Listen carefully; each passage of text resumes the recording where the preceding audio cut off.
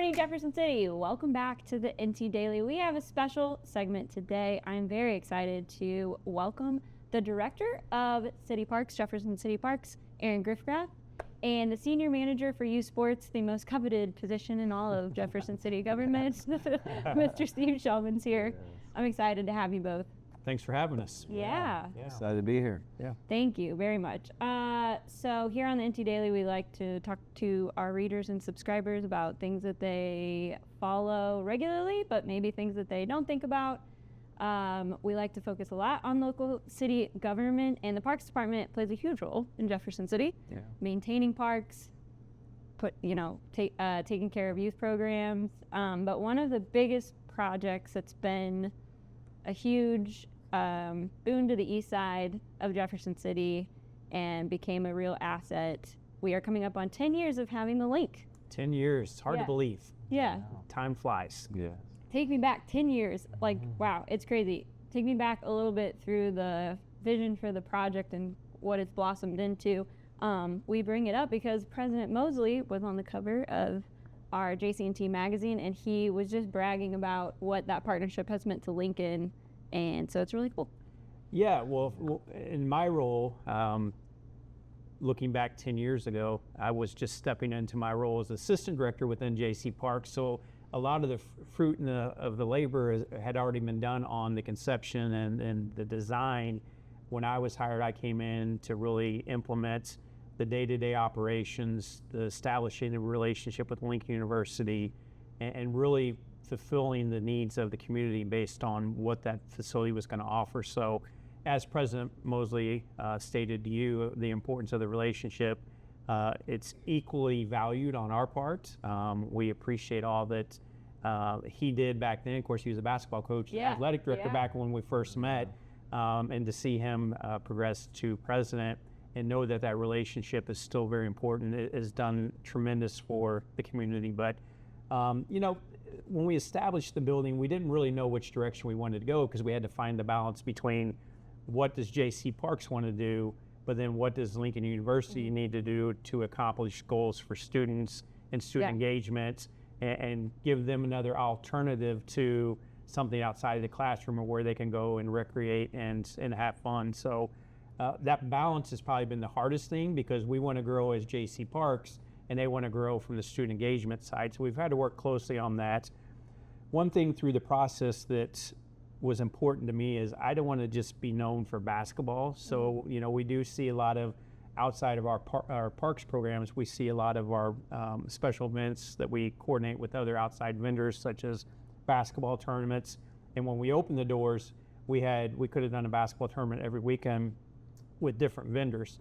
However, we realized that there's more to this building that could do more than just basketball. So we incorporated, now we host an annual state gymnastics meet. We've hosted some martial art events. Working with conservations, we had some of the national archery and school programs. Archery being as big as it is. We've hosted a couple of events there, and then project graduations, et cetera. So I feel like that we really met the need of the community. It's just like everything else that you have, that we have 4 courts, but you would love to have 6 or 8. But I think that we've done a great job with that balance. Yeah, we definitely fill up the courts every night and try to fill them up every weekend. And like he said, we could probably use a couple more, but it's been a great facility. We get a lot of compliments on how nice it is, and I think it was a long time coming and a great asset for the community. So the Linc's kind of become one of those anchor economic development projects on the east side. Another one is getting ready to open, the River Market. Yeah, just a few short blocks down the road on Lafayette. We're very excited that the River Market, it's been a great project to see from an idea that City Administrator Crane had to where it is today. It's really the unique thing that it's really done for the city, in my opinion, is it's brought multiple departments into one project, and it allowed us all to work to achieve the common goal of what the community wanted. It's about a 4,500 square foot facility. We're looking forward to the programming aspect, The city funded it. When I say the city, I meant like Public Works and the city's general funds. We as Parks inherited a nice gift, Yeah. but it does come with an ongoing maintenance cost. Yeah. So we do understand that we may not have paid for it up front, but we're going to pay for it throughout the process, and that's okay. But we do have staff that are working on several different program ideas, from food truck frenzy activities, the farmers market, working with the local farmers market group to see where we can come in and where we can fill a void. You know, we don't want to come in and take over what they're doing, because I think the different parties that have established farmers markets are doing great things for the community. We just want to add to it. Right. I know that that's the thing that vendors are reaching out to us to say, we would like you to do this, this, and this, and we're trying to really be a good partner with those other agencies that are doing farmers market events. So we're looking at that schedule, and we're working closely with those groups. You know, special events, sky's the limits down there. We're talking about, you know, can we do tailgate events down here with LED screens and stuff like that? And then also we'll have our rentals for weddings, reunions, meetings, stuff like that, where on the flip side, we'll generate some revenue on the back ends for us to continue to add to it as well. But we are very excited about that, because as you explained, that it really brings that unique opportunity to the east side. So it's very exciting. So September the 3rd at 3 o'clock is the ribbon cutting. We hope that everybody comes out and joins us and really sees that not only the city, but other partners with economic development. You know, we talk about former students, like you're a former student of mine, you know, Michelle Howard. Howard, thank you. Got a lot of St. Joe girls running around. So downtown she'll be there. Yeah. And then our partnership with conservation, office administration, really everybody that made this happen. So we're excited about the ribbon cutting coming I should probably make a correction. Michelle Hadaway. I was going to say Hadaway. We're really bad about using the maiden names. Yes, so if Michelle's watching, we apologize. Yeah, we apologize. She knew what we meant. But September and the beginning of September brings something that we are really excited about around the News Tribune. The sports writers are getting revved up for one of their busiest times of the year, because fall brings football and softball and lots of other fall sports, but you have a year-round job with Yes, ma'am. with youth programming. I do not envy your position sometimes as somebody who has just now come into her first few years of youth sports coaching. I hear that a lot for some reason. Yeah. I don't know if I'm scared away yet, but you handle kind of managing and executing all of the youth sports for Parks Department. Jefferson City is a sports town. Yes. It's kind of a frenzy, I feel like. Yeah. What do you see? What have been the trends? I mean, I haven't played in a club or a youth league or a competitive league now since I, was a kid. But what's it mean to still have a kind of publicly funded, taxpayer funded, at least programs that are at least like the city is invested in continuing to make sure that that's an offering? Yeah, I think it means a lot for the community. Like you said, we're a sports crazy town, and it starts at, we started at kindergarten more or less. Yeah. Offered all the way to 8th grade for youth sports, and now's football season, so we've got our Chiefs Flag Football League going on out at 63 Diamonds Monday through Thursday nights. And that league, for example, has grown tremendously. A few years ago we had about 500 kids participate, and this year we have 615 kids. Wow. 66 different teams from 1st grade to 6th grade, and playing on 3 different fields Monday through Thursday nights. And you've started with your 1st grader, and yeah. You're just getting into it. I've had 3 boys that went through it all, but it's a lot of fun. Yeah, I need the tip sheet for how to survive the next 8 years. I'll pass it to Okay. you. But it's a lot of fun. We enjoy providing for the community, and there's so many benefits to youth sports. Learning the value of teamwork and hard work and discipline and commitment, and we're just trying to make sure we provide a fun, safe, enjoyable experience for all the great kids in the community.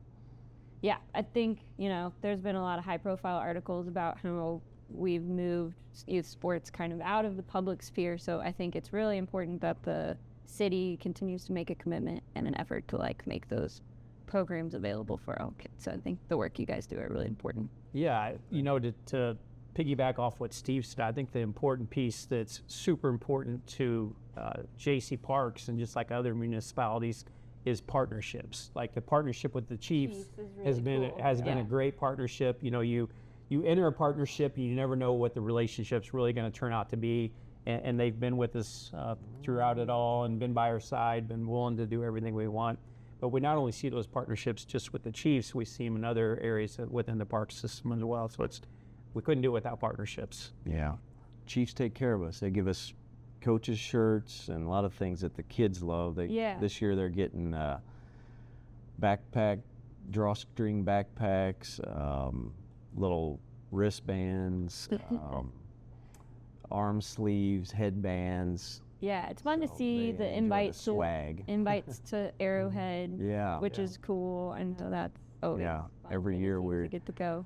They invite us to be a team of the game, they call it, and they give us for the league. They give us 20 tickets and 5 parking passes, and they get a tour of the stadium and food vouchers, and they get to be on the jumbotron during one of the breaks, and it's just a really good experience for one of the teams every year. Yeah, that's awesome. It's a great partnership.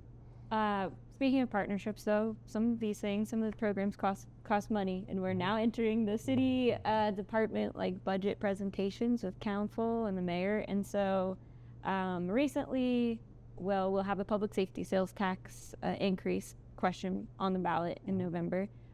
Chief Wilde's been out there talking about the need for that, particularly so that we don't have further personnel cuts, and we're already kind of below where some of our other mid-sized cities like Jefferson City are. So I think it's great that the active role he's taken in trying to explain that to the community. For sure. You took that kind of a similar role back when we were looking at the Public Works in August, was on the ballot and passed by a wide margin. And that will help fund some of these projects into the future, right? Yeah, the capital improvement tax that was passed by the voters that essentially didn't increase their tax base. It basically extended it from a 5-year sunset to a 10-year. And really what that does for us, especially as parks, is it allows us to leverage some funding in kind of good faith of hoping that the economy stays the way that it is. It continues to go up, but it definitely assists us when we think about capital projects because. And the reality of what we deal with is that we're starting to see some of our aging infrastructure really hit their lifespan, if you will. And we have a choice. We can either close a facility or we can invest and hopefully get another 15 or 20 years out of it to offer the community with something great. So that's kind of the crossroads we're at with some of our aging infrastructure is that investment. But we couldn't do it without our dedicated sales tax that the parks receives. That was passed by the voters in 2004, and then also the percentage of the capital improvement tax. Those are both super crucial to us as well, and then also revenue from programs and then grants as well. So we really have to continue to look for ways that we can generate additional revenue as a Parks Department because we want to give back to the community. You still get to be one of our favorite departments here on the NT Daily, though, because you're not the parking department.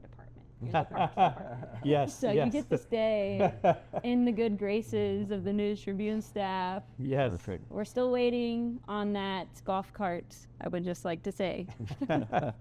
Yeah. Speaking of age, we have to probably end the segment by telling our viewers that I had both Erin Grefgrath and Steve Schellman as teachers at St. Joe Cathedral. Erin was my first grade PE. Oh, I would have been there for a couple years. Probably your first, second, and third. You're supposed to say I was the favorite. You were the favorite. There you go. Now you can introduce. My first foray into sports was Erin. Yes, that's right. That's right. Yeah, and then You didn't ruin her. I would like to say that Steve had to have us for the middle school girl years, which is never pleasant. No. And we did not make his life easy. No, but these are great opportunities I can speak for myself. I'm sure Steve would echo this, that it's great to come back and see former students doing such a great job in the community and really promoting everything that we're trying to do within the city, especially within parks. So we certainly appreciate, and we commend and congratulate you on doing very well Thank you. in your life. I as well. appreciate that. Yeah, I did have to get lobbied to move back here. But once we started having children, Blake reminded me what a wonderful community this is to raise children in, and he's not wrong. We have really enjoyed our time back. We're coming up now on almost 4 years back. Yes. And it's a great decision. So, Yes, we have a great community for sure. Yeah. One of the best. I If remember not the she got best. in trouble all the time in my class. I don't know about you, but I was a pushover, I guess. I'm sure I did. I'm sure I had her when did. she was in the first, second, Yeah. and third grade, That's Steve. right. She was an angel. I was angel. she was an angel in middle school too. Yeah, She was I appreciate that. very smart, very talented. Yes. Thank you all. Thank you all. And for a great being here. athlete. I remember your basketball days. Yeah. Great athlete. I'm excited for we'll have the first grade IC boys. Shout out to the Angels. I switched teams. They used to be my biggest rival. Now I gotta go over and coach the Angels, which it's fun. It's a lot of fun. Boys are a lot different than girls, I will say. Those I've had to kind of Yes, 3 of them. so you can give me tips. So, but this has been fun. Thank you all for Well, coming thank you on. so much We for having us. appreciate My it. pleasure. Yeah, Yep. thanks for having us. We will be right back. Thank you all. Before we go, a quick word from our sponsors of the MT Daily. If you're looking for advanced heart care close to home, MU Healthcare offers the region's most comprehensive cardiovascular services and is accepting new patients in Columbia and Jefferson City. From preventative heart screenings and diagnostic testing to leading edge care for complex conditions, you can find the support and expertise you need. Call 573-88-HEART to schedule an appointment today or visit muhealth.org/heart care now to learn more.